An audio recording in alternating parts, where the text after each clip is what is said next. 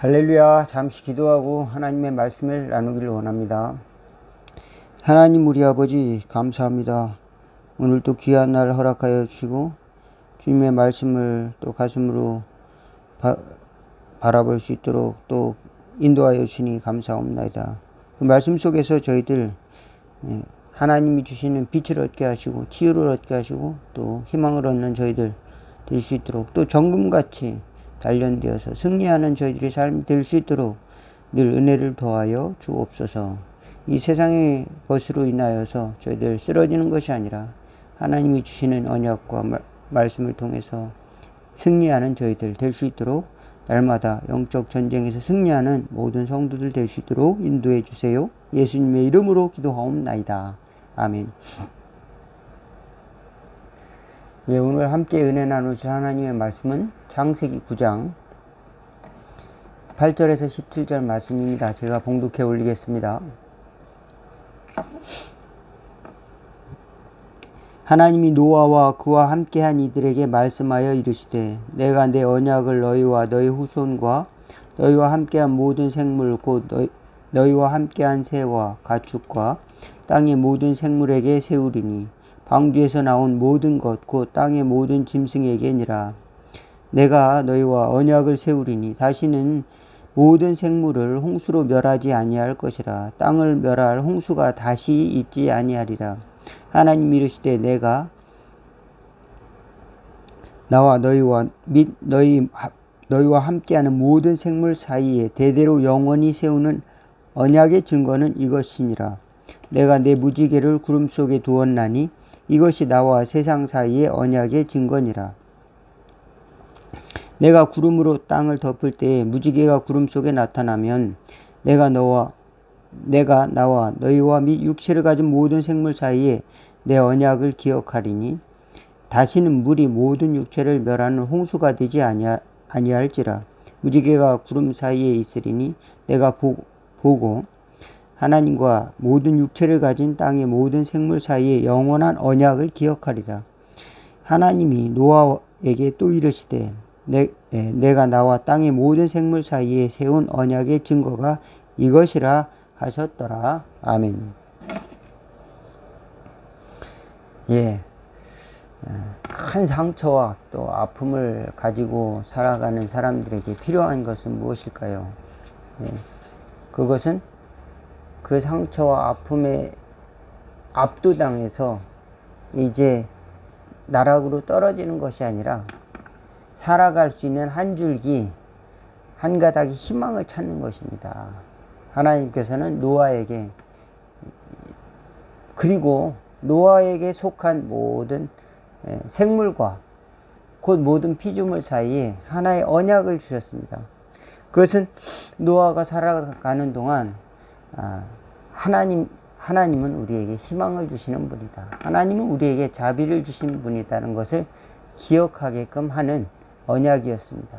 그것은 죄로 인해서 멸망한 인간들에게 다시는 물로써 전 세계를 심판하지 아니할 것이라는 모든 피조물, 생명을 가진 피조물과의 사이에 언약을 이렇게 무지개로서 아름답게 하나님이 주셨다. 성경에 그것을 가리키고 있습니다. 13절에 내가 무지개를 구름 속에 두었나니 이것이 나와 세상 사이의 언약의 증거니라. 증거를 주셨다는 겁니다. 세상 사이에. 물로 전체를 다 쓸어버리지 않겠다. 예, 노아의 친구들, 노아의 무슨 친척들, 이런 사람들 다 물에 잠겼겠죠. 노아를 비방하는 사람들, 또 노아를 조롱하는 사람도 물 다 심판을 당했겠지만 노아가 알고 있던 사람들도 다 물에 잠겼을지 모르겠습니다. 노아와 노아 7 식구 외에는, 그리고 방주에 들어간 이제 생물들 외에는 살아남지를 않았기 때문에 그렇습니다. 살아가면서 저와 여러분이 때로는 희망이 없다, 그런 경험을 할 때가 있다면 하나님께서 우리에게 주신 이 세상과 또 나와 모든 피조물에게 주신 이 언약의 증거를 보는 지혜가 있기를 주의 이름으로 축원을 드리겠습니다. 무지개를 보면서 하나님의 언약을 우리는 생각할 수 있습니다. 그리고 하나님이 주신 은혜를 생각할 수 있습니다. 자연 속에서 우리는 하나님이 주시는 하나님의 자비를 생각할 수 있다라고 하는 사실입니다.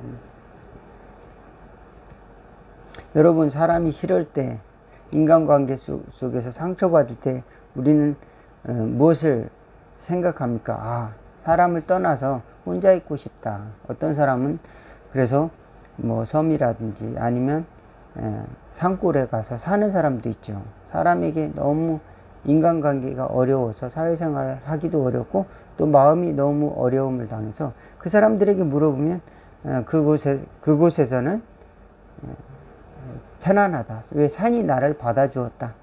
처음엔 어려웠지만 그 자연 속에서 치유를 경험했다. 그런 고백을 많이 하는데, 하나님께서는 자연적인 상태에서 우리에게 은혜를 주신다는 것을 우리는 잊고 살아가는 것입니다. 그래서 사람들 사이에서 자꾸 물고 뜯으면서 경쟁하는 이런 세계가 아니라 하나님이 주시는 약속 가운데 우리에게 충만하게 하나님의 나라를 살아갈 것을 주님께서 말씀하여 주셨는데, 사람들은 자기 이익을 위하여, 자기 욕심을 위해서, 자기 이익을 위하여 살다 보니까 그런 것을 잊어버리고 서로 충돌하게 되는 것이죠. 서로 충돌하면서 자기 자아와 또 자기 이기적인 자아와 다른 사람의 이기적인 자아가 충돌하면서 서로 상처를 받게 되는 것이죠. 왜 저 사람은 내 마음 같지 않을까라고 하는 생각을 하게 되는 것이죠. 여러분에게는 어떤 살아갈 희망을 가지고 있습니까? 여러분, 희망이 있다. 희망이 있다는 것은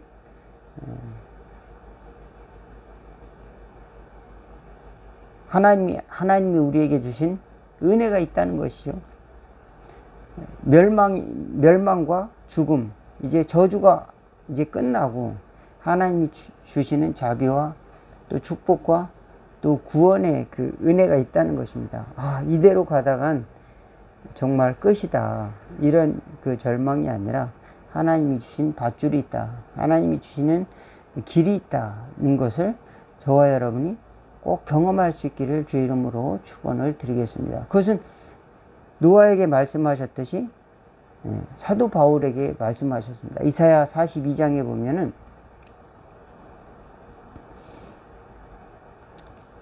나 여호와가 의로 너를 불렀은즉 내가 네 손을 잡아 너를 보호하며 너를 세워 백성의 언약과 이방의 빛이 되게 하리니 내가 눈먼 자들의 눈을 밝히며 갇힌 자를 감옥에서 이끌어내며 흑암에 앉은 자를 감방에서 나오게 하리라.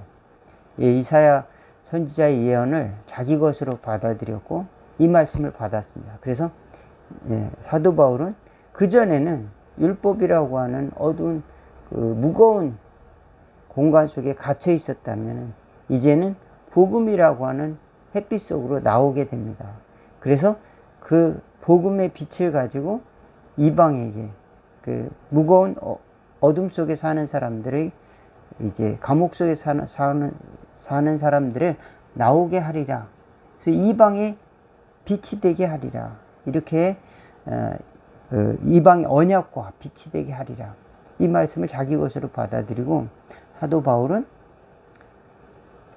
세계 선교의 미션을 가지고 이방 전도를 위해서 자기 전 삶을 부살랐는데 정말 이 말씀대로 물 가운데를 지날 때 물이 침몰하지 못하도록 하나님께서 보호해 주시고 파선을 당할 때도 보호해 주고 또 40에 하나 감한 매를 7번 맞았을 때도 구원해 주시고 또 적들에게 쫓겨서 자기를 죽이려고 하는 사람들이 쫓겨서 도망갈 때에도 그를 보호해 주고 돌에 맞아 죽을 뻔했는데도 하나님께서 그를 살려주시고 수많은 강도의 위협 또 거짓 형제들의 위협 또 자연재해의 두려움 속에서도 어려움 속에서도 하나님이 그를 복음을 전하는 증인으로서 세워주셨고 높은 사람과 낮은 사람 앞에서 복음을 증언하는 증인으로서 또 하나님의 빛을 전하는 복음의 그 사자로서 역할을 사도 바울은 감당했던 것을 알 수가 있습니다. 정말로 이 말씀이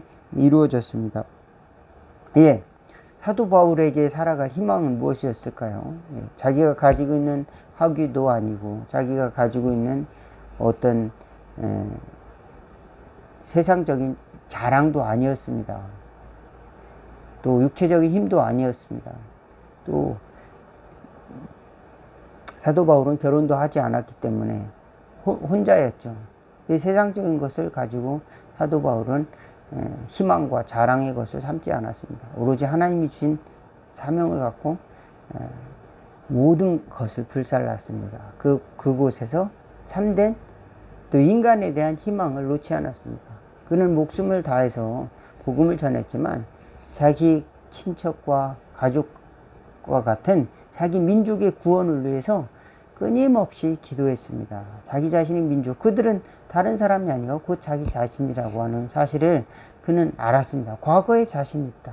내가 복음을 받아들이기 전에 과거에 나의 모습이 다른 것을 분명히 알고 있었습니다. 그래서 그들을 위해서 기도하는 것도 쉬지 않았음을 로마서에 기록하고 있습니다. 그래서 내가 그리스도께 끊어질지라도 그들의 구원을 바라는 것이다. 예, 그게 역설을 하고 있고 또 한 가지는 하나님의 구원에 대한 확신. 사망이나 생명이나 권세자들이나 높음이나 깊음이나 위협이나 칼이나 다른 아무 피조물이라도 우리를 그리스도 예수 안에 있는 하나님의 사랑에서 결코 끊을 자가 없다. 하나님의 사랑에 대한 확신을 가지고 있었습니다. 예, 야곱 곧 이스라엘에게는 하나님이 보호하시고 또 지켜주신다는 그런 약속이 있었습니다. 그래서 이사야서에 보면은 이스라엘아 내가 너 물 가운데로 지날 때 물이 너를 침몰하지 못할 것이고 야곱아 불 가운데로 지날 때 불이 너를 사르지도 못할 것이다. 예. 주님께서 이스라엘을 그렇게 보호하시고 지키신다는 약속이었습니다. 주님께서 우리 예수 믿는 사람도 그렇게 이 땅에 죄악이 넘치는 세상 속에서도 지키신다. 이런 그리고 거기서 빠져서 죽지는 않을 것이다. 거기서 죽도록 내버려 두시지 않는다는 것을 주님께서 말씀하셨다는 것을 기억할 수 있기를 주의 이름으로 축원을 드리겠습니다. 제가 얼마 전에 소설책 한 권을 읽었는데요. 그 속에 보면 어떤 한 권사님이 나이 드신 권사님이 약간 그 기억력이 가물가물하신 권사님이 길을 가다가 이제 파우치 거기에 있는 주민등록증이라든지 카드라든지 중요한 것을 다 넣었는데 도장이라든지 이런 것들을 잊어버렸습니다. 잊어버렸는데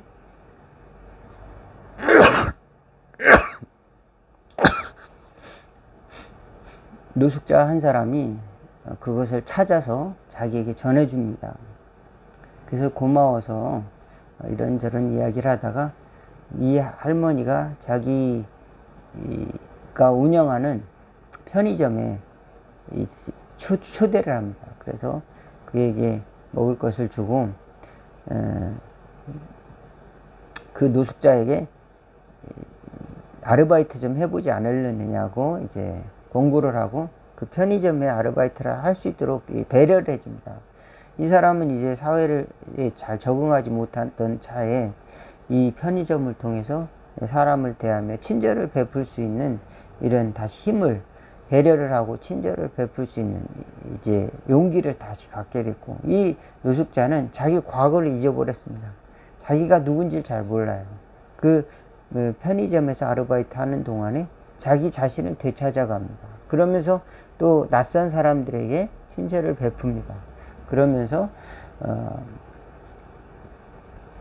그를 만나는 사람들은 생각을 바꿔서 이제 삶이 조금씩 나아지는 것을 경험하게 되죠. 그리고 그 주변 사람들이 우연찮게 한 선한 행동으로 말미암아서 할머니의 행동 또 노숙자의 지갑을 주워서 가져다 주는 행동 이런 속에서 어떤 긍정적인 살아갈 수 있는 희망들을 나도 모르게 이렇게 받고 도전을 받고 또 이렇게 살아가는 것을 아주 아름답게 그려주고 있는데요. 현실 속에서는 때로는 우리가 노숙자는 냄새나고 더럽고 또 이제 사회 부적응자고 그렇기 때문에 그들과 거리감이 생기지만 때로는 그 사람이 왜 그렇게 됐을까?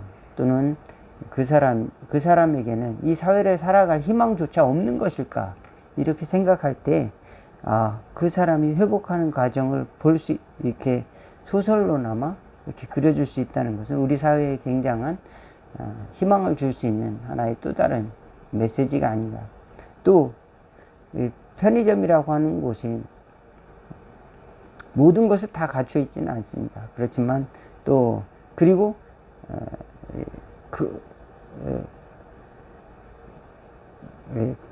그리고 이제 내 뜻대로만 되지는 않는 거죠. 왜냐하면 내 뜻대로 모든 서비스를 다 받을 수 있는 곳이 편의점도 아닙니다.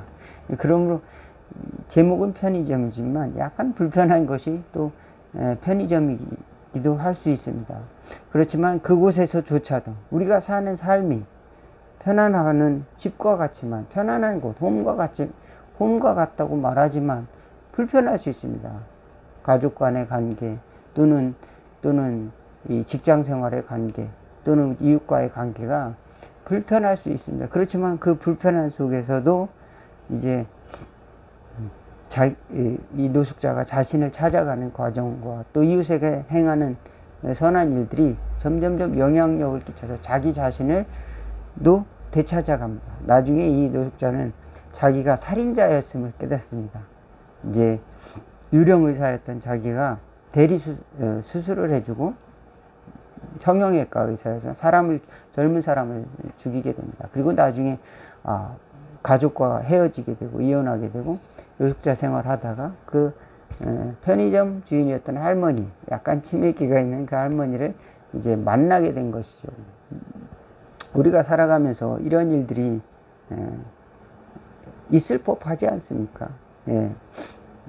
어떤 계기로 인해서 자기 자신을 잊어버리고 살아갔다면 하나님의 약속, 하나님의 자비에 대한 약속, 살아갈 수 있는 약속, 내 자신을 잃어버리고 살아갔다면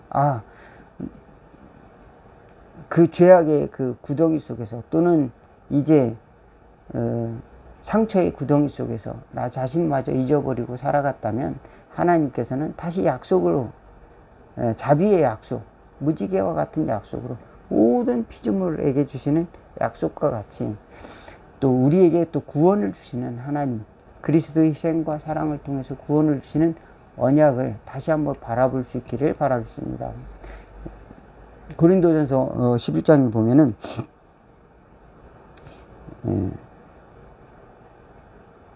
예수님께서 이 잔을 나누시면서 이것은 이제 새 언약의 피다.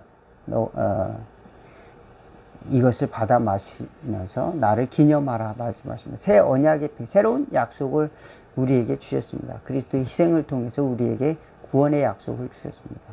우리 또한 그 구원의 약속, 그 희망을 바라보면서 어려운 환경 속에서도 우리는 그리스도의 피 때문에 그리스도의 약속을 붙들고 늘 승리하는 저와 여러분 다 될 수 있도록, 때로는 불편한 모든 삶의 자리 관계 속에서도 하나님의 약속을 바라보는, 무지개와 같은 약속을 바라보는 그 세상으로 나아가는 저와 여러분 다 되기를 주의 이름으로 축원을 드리겠습니다. 기도하겠습니다.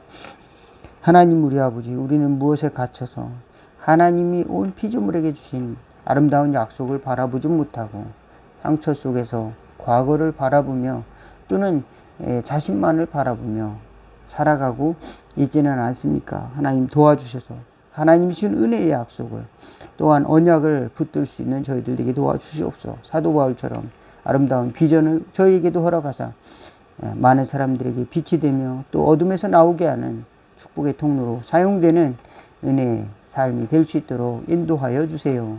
그리고 우리 진정한 우리 자신을 찾아서 또 돌아보며 하나님께 영광 돌리며 살아가는 저희들 다 될 수 있도록 인도하여 주세요. 예수 그리스도 이름으로 기도하옵나이다. 아멘.